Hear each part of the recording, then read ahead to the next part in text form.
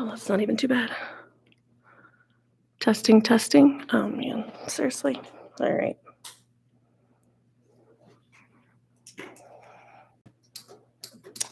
Sorry, y'all.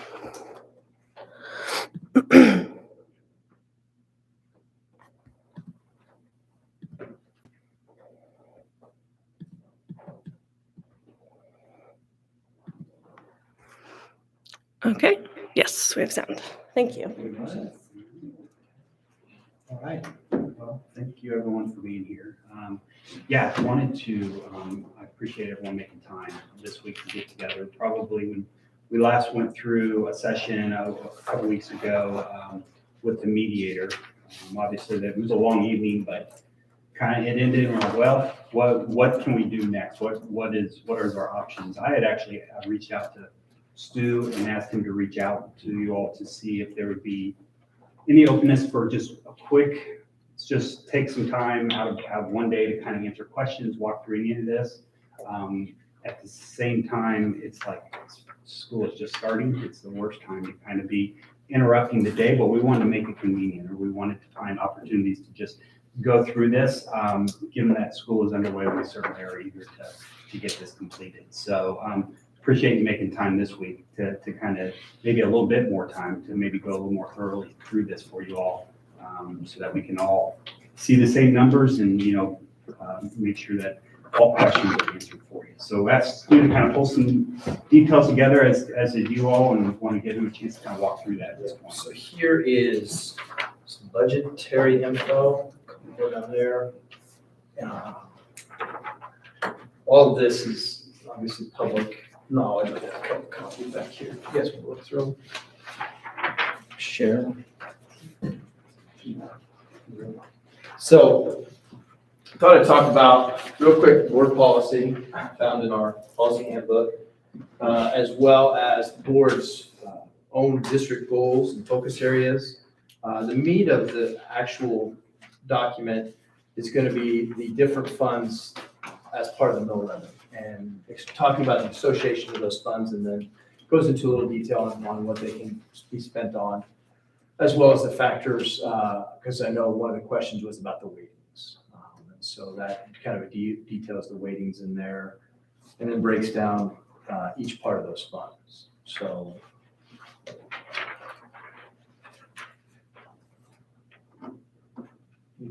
I know I just gotten that, but I know through our discussions, has there been questions or searching for clarity on some of those different pots or pools of money? The information that I emailed asking you for, do you think you could take us through that? Yeah. Show us where those figures are. Sure, absolutely. I sent So you you're talking about the cash balances there? the bulleted list I sent you last week. Sure. When we were scheduling, yeah. Yeah, cash balances and then the actual budget? Here, I'll pull up the list and then I can.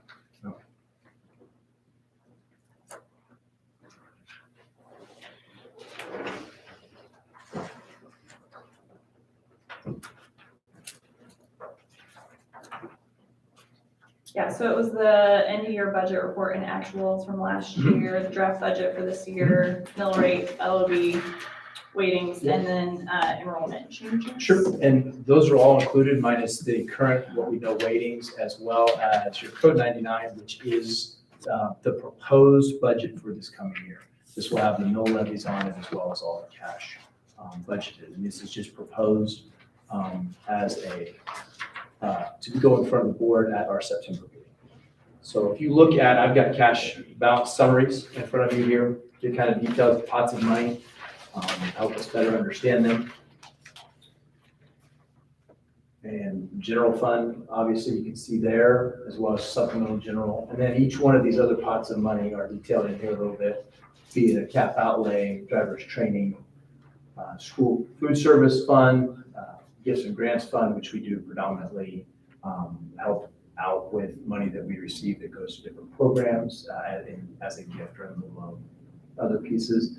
Contingency reserve fund, textbook and material fund, activity fund, our bond and insurance fund, as well as our state and federal programming, Title I, migrant, and then miscellaneous. So This was our ending balance. Yeah, that's what I'm saying, ending balance of basically July 1st is. When we close the books out, this is what we then get to start the year with. So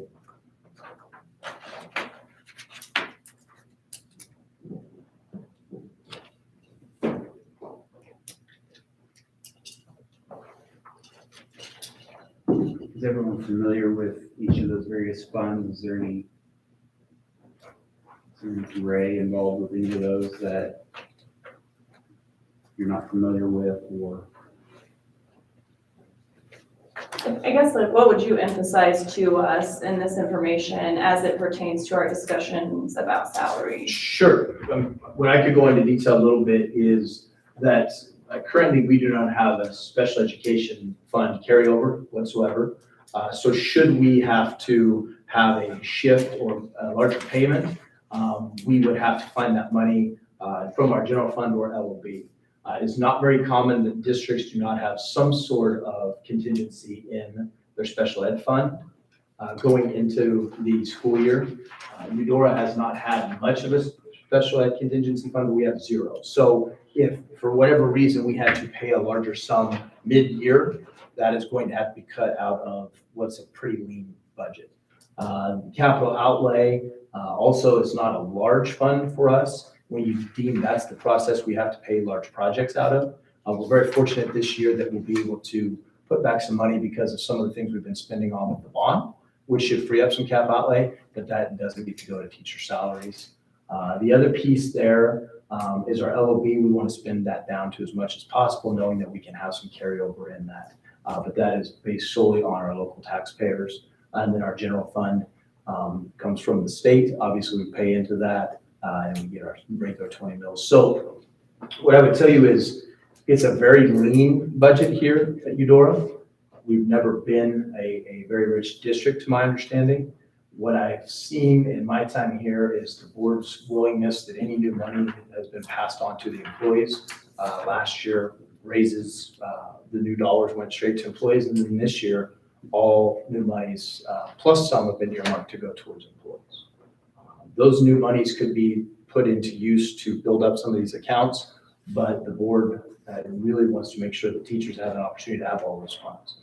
The thing I would point to with any of these funds is unless it's the general fund or the supplemental or capital outlay, those funds do not currently replenish the other funds. So driver's ed doesn't get replenished from anything but our general fund and a little bit of state aid for that. So to shift any one of these means that putting ourselves into some fiscal one-time money, not to be pushed out over the course of several years.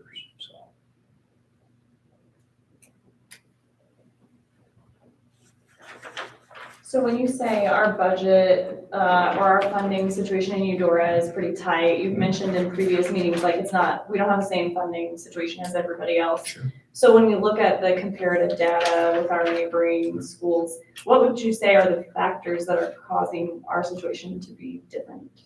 Well, number one, the fact that the bills they can generate compared to ours, it is severely limited. So if you look at some of our neighbors, they're going to have a higher valuation than we do, so they're able to increase mills that would lead to more money.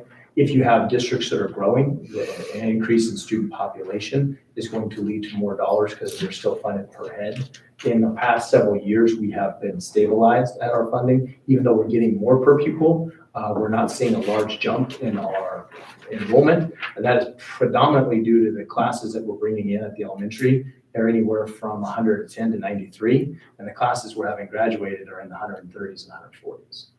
If you look back to our growth and then where we're at currently is we've been kind of stagnated on enrollment. We feel like we have a lot of new kids every year, but the classes we're bringing in are smaller than the ones we're graduating. And so you're automatically trying to play catch up on 20 kids walking out the door every year. So every year that happens, is less funding you can grab per head count. So higher valuation, increased enrollment, other places where we don't have, is there anything else? I mean, I'm off the top of my head, not at this time.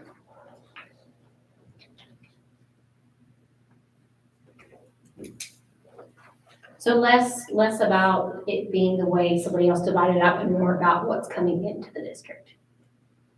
I mean, you can't speak for the. Yeah, I can't speak for the past. What I can speak for is our cash balances right now would show you we're not saving a lot of money. Matter of fact, the last 2 years, predominantly all the new money has gone to the teaching and our salaries for all employees. And so when we've seen more influx in state funds, those have been passed on to our employees instead of saying, well, we really need to build up these cash balances, because these are not very high cash balances for a district our size. But yeah, I think it's fair to say the economies of each district vary. Yeah.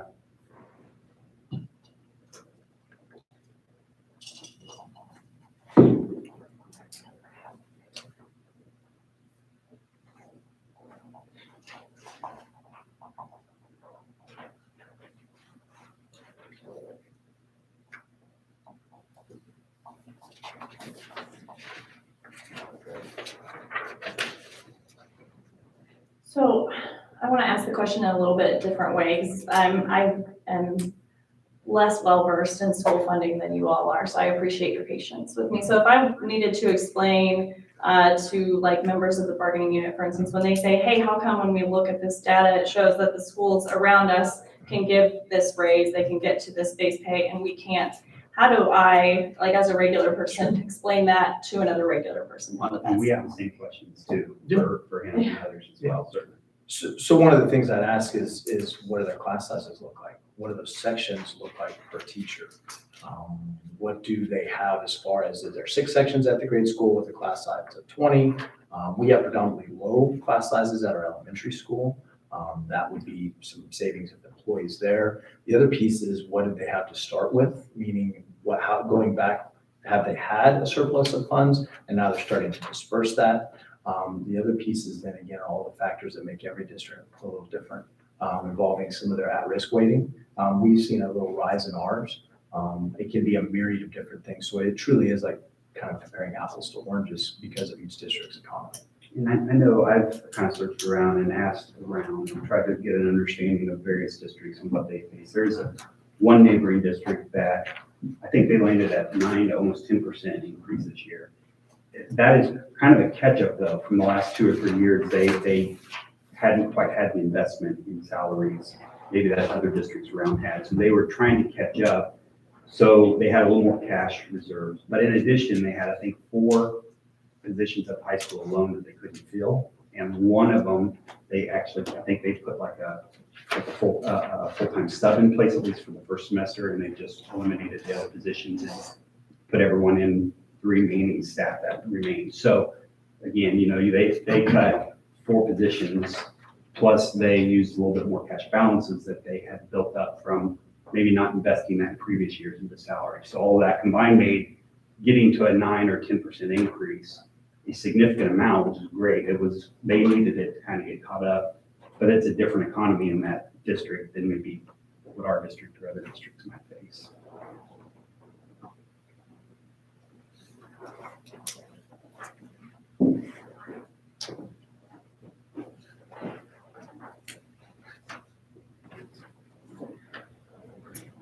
Yes, I would say we are very, as a board, very interested in wanting to understand what our league is doing. Probably more so our league than maybe Johnson County, but we understand we're still competing with Johnson County. But what is the market? And we would like to talk to the market, but we also, it's painful each year. We've been doing this for 10 or 12 years, and we're never where we want to be. We just aren't.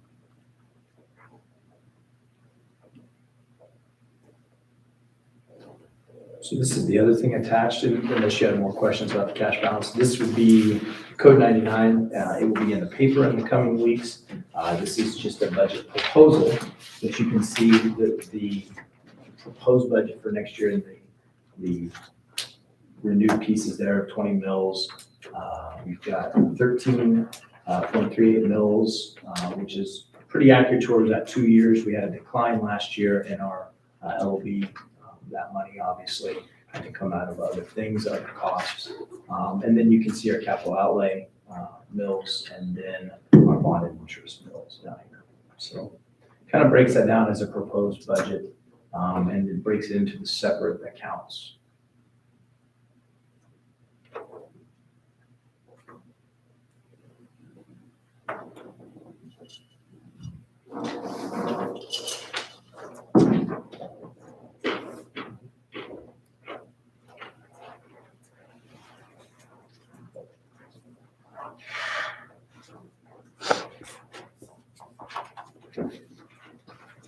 So obviously, I think you're including this because I asked you to, right? But was there any, like analysis or explanation that you would give us about any of this information that you think we should focus on or notice or know about? So, I mean, the analysis is, you can see the new money set, and it's included in there as far as the budget expenditures. Typically, when we're going through the budget, is we look at areas that we know could potentially cost more. Obviously, one being fuel, one being supplies. We have factored in with this budget, the raise as proposed, so that we would know where we were at, 5% across the board for everybody. And so those pieces are playing in there as well. An important thing to notice is you're going to see our at-risk. We were able to get more money at-risk wise last year because of some direct certs. Now, at-risk dollars can only be spent in certain ways. We were able to, because of that at-risk dollars, bring in 2 instructional coaches, as well as a math interventionist at the high school to work with at-risk students. Those are permitted. What you can't do with at-risk dollars is just say, well, we're going to pay this person's salary out of this that's across the board as all teachers, unless they're working with predominantly at-risk students. But we did have a large increase into that, and working with the board and our principals, try to identify areas that we could hire to increase achievement without affecting other positions in the district.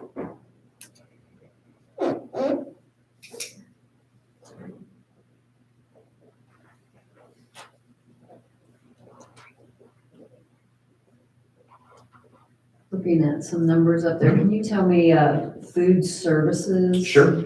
Why it's going up so much in 2023 to 2024?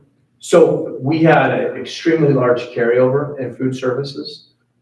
What they're able to do is that we project what our cost of meals is, or how many meals we served last year, and that helps us project for our budget. But you can look at that, and we have about a $400,000 carryover in food service from last year. What the proposed budget does is we basically, when we approve it, we are approving authorization to spend up to that amount. Does not necessarily mean that full 1.4 million will be spent, but we're given authorization to access and spend that.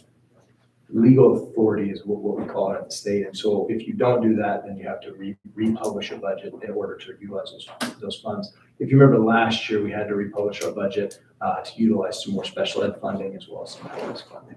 So it was more money than we had proposed, the board had proposed to spend in their original budget. So you can always spend less money if you don't have it, but you have to have legal authorization to spend over your budget and republish.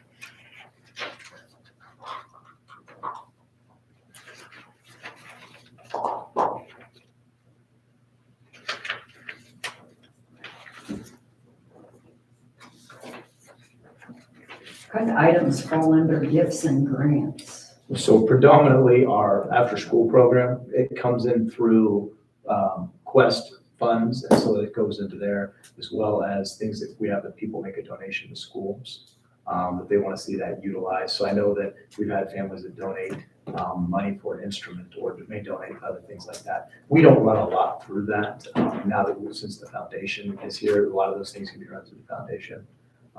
Most of our stuff would be our after-school Quest and such program. And that's just one-time money. I mean, once it's gone, it has to be replenished from another source.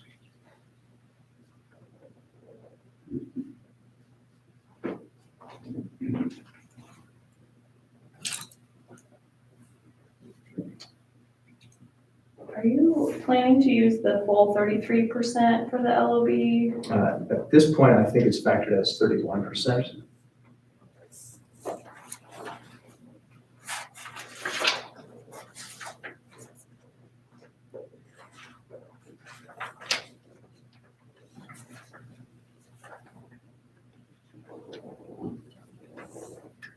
Does it identify which funds that we didn't have that reserved money that hadn't been saved for, the contingency funds? Does it identify which ones we are putting money into that we weren't in the past? So that's a great question. The only way that you would be able to put funds in these, so like say the reserve fund, Yeah, is if you had a carryover at the end of the year in your general fund, or if you had a carryover in your LOB, you would transfer the remainder of those funds potentially to a capital outlay, potentially to a contingency fund. We didn't make any transfers last year out of our general fund. We spent every penny of that so that those transfers then don't happen. So about the only thing besides general LOB and capital outlay that get extra funds are if you have money that you haven't utilized in your LOB and your general fund.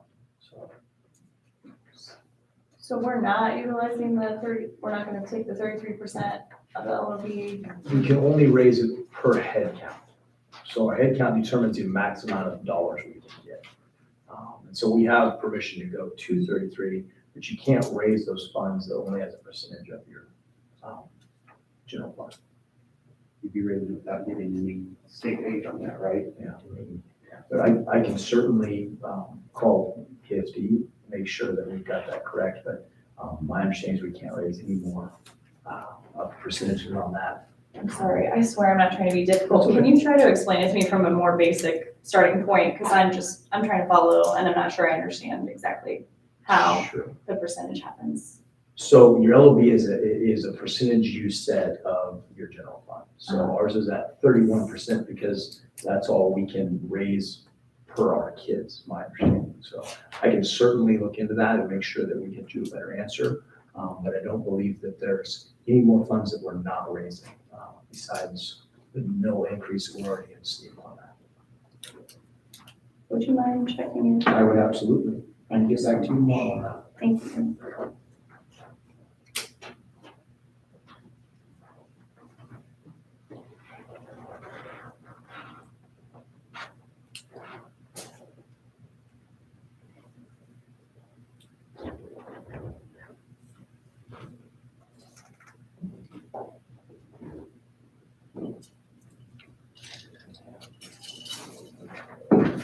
I know you've been really helpful in letting us just kind of jump around as we wanted to. I appreciate that. I was going back to the original, kind of meeting request, and you had said you wanted to talk about various funds, current balances, and then the options you've considered to this point. And I think we kind of railroaded you, like, tell us about these numbers in here, but was there kind of a narrative process you wanted to take us through or talk to us about in terms of like where you all are at, particularly options the board has considered to this point? I was just wondering. Sure. So our whole goal is to just kind of explain some of those cash balances to determine where the board's offer is coming from. You can see their utilization of all the new monies as well as what we would show as our cash balances. And then the idea of being able to try and answer any questions that you may have as a board, which we've kind of already done. So if you have other questions, please. I know two members here might have some other things. No, I was just gonna say, I think to maybe summarize, I know we kind of out of the gate kind of gave you paperwork for, here's the thing, and this was back in May, or actually in June.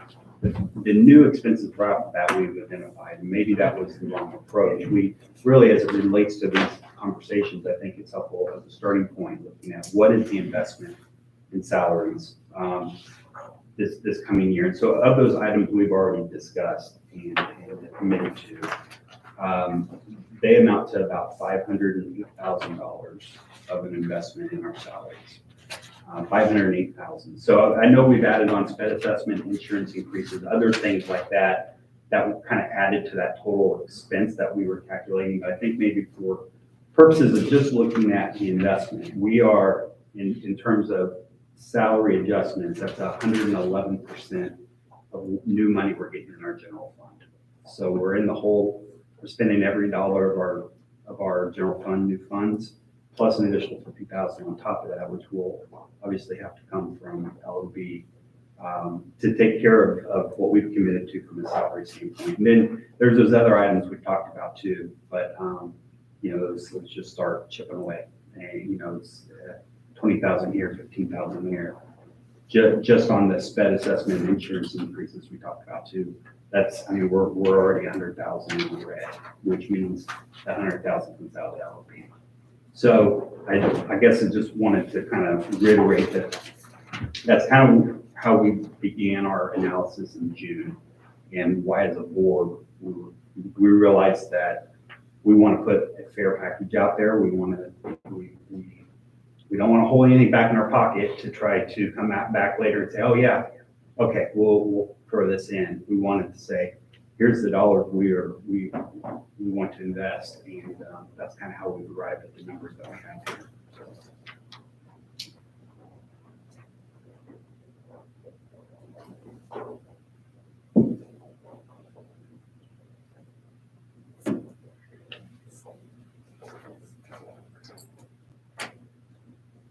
Would you mind giving us a few minutes to talk with our folks? I think we probably might have some more questions for you, but Sure. you know, we'll time to. We will step down to Miss Jessica Johnson's classroom. She's come home. Thank you. Yep.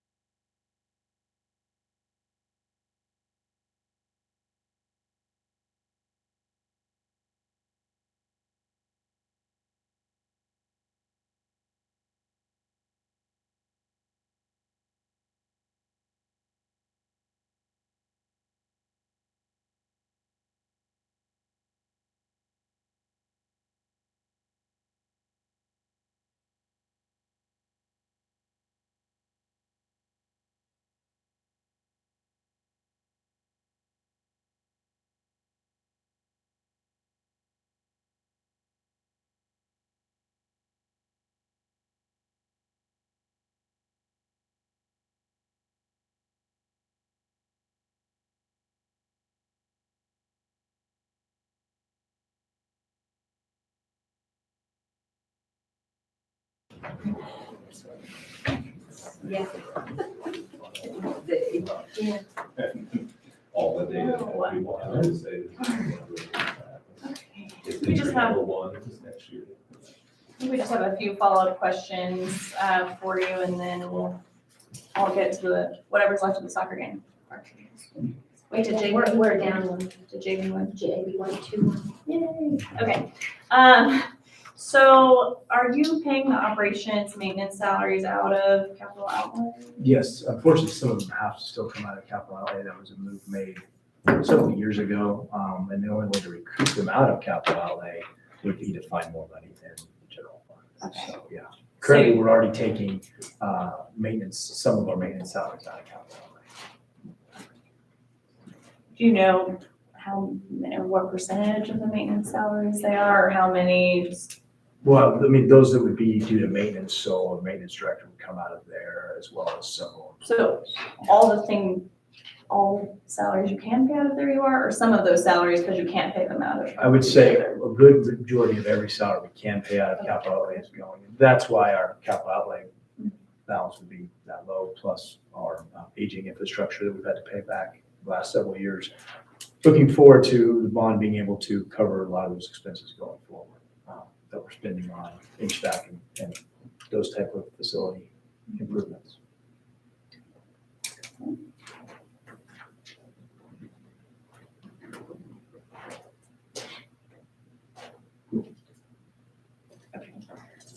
Thank you.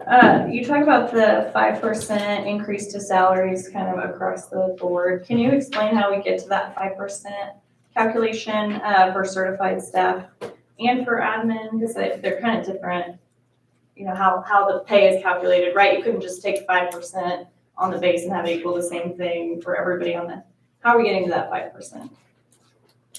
We mean, how are we getting the 5%? What is the 5% made up of? What are you including in the 5? When you say you wrote your offer raises salary by 5%, you're saying that 1,500 is 5% of the base, and that's where the 5%? So the figure is like 4.8 something percent or something like With- that.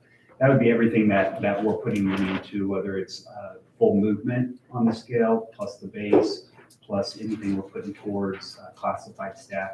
Basically, the average rate, the average amount that a person in the district will get will be just shy of 5%.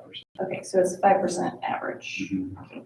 And what we do as a board is we ask that our staff calculate the total dollars, because we want to do identical for our classified as well as our admin teams.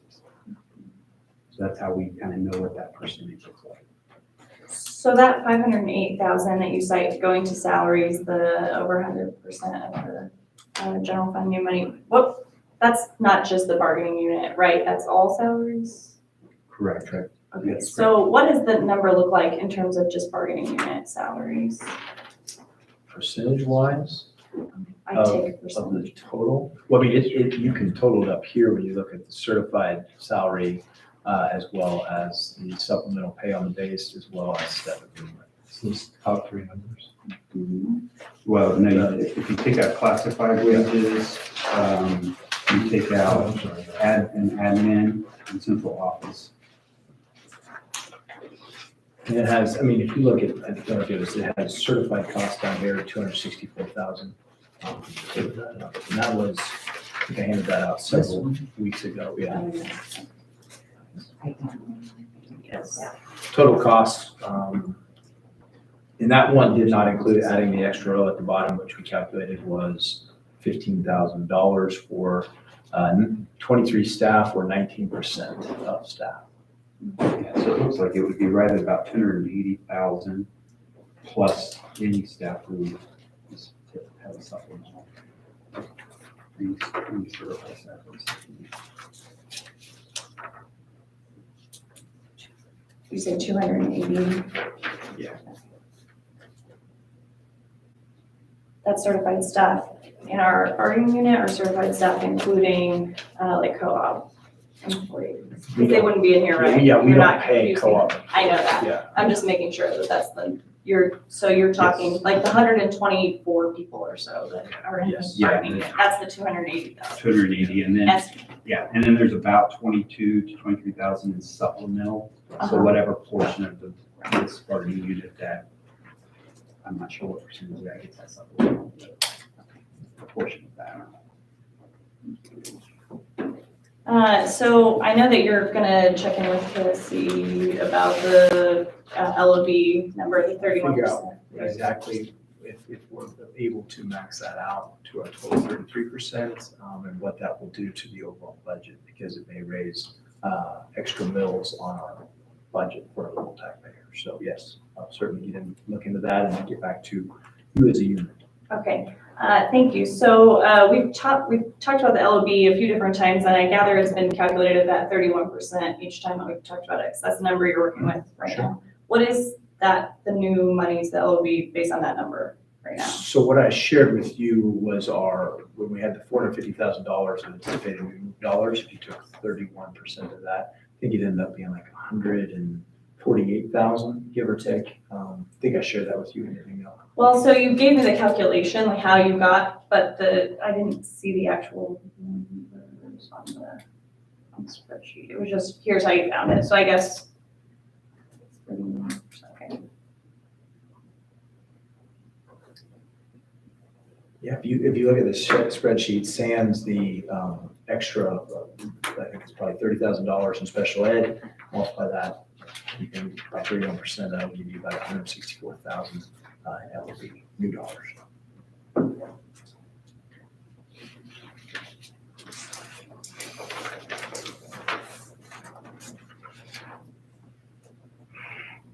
And how are, like admin raises calculated? Is it just, they're all placed wherever they are and then it's 5%? Just, Right. How we've always instructed the staff to proceed is whatever the final amount is for the rest of the staff in the district, we do the same amount for our admin. Not same dollar, not same percent. right.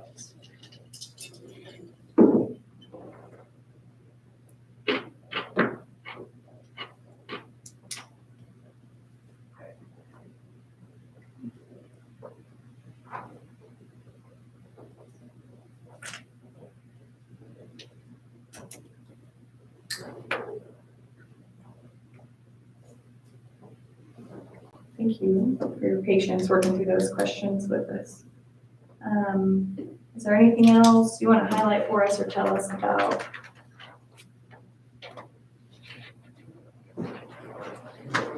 Well, I think we're going to need a little time to go back to the drawing board and get back with you again about what is scheduled next and how and when. You know, we need a little time to get our ducks in a row, so you'll hear from us as soon as possible. We're obviously, we're ready to get a contract settled, but we want to take our time and do it right. So thanks for bearing with us in that process.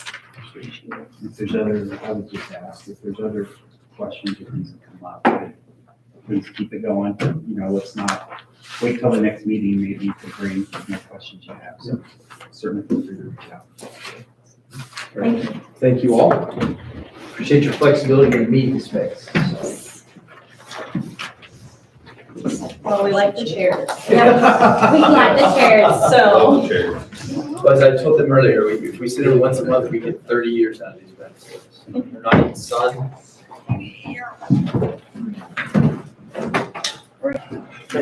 Yes, I will. See you, gentlemen. Thank you. Guys, we'll see you. Good night. Thank you all. Have fun at City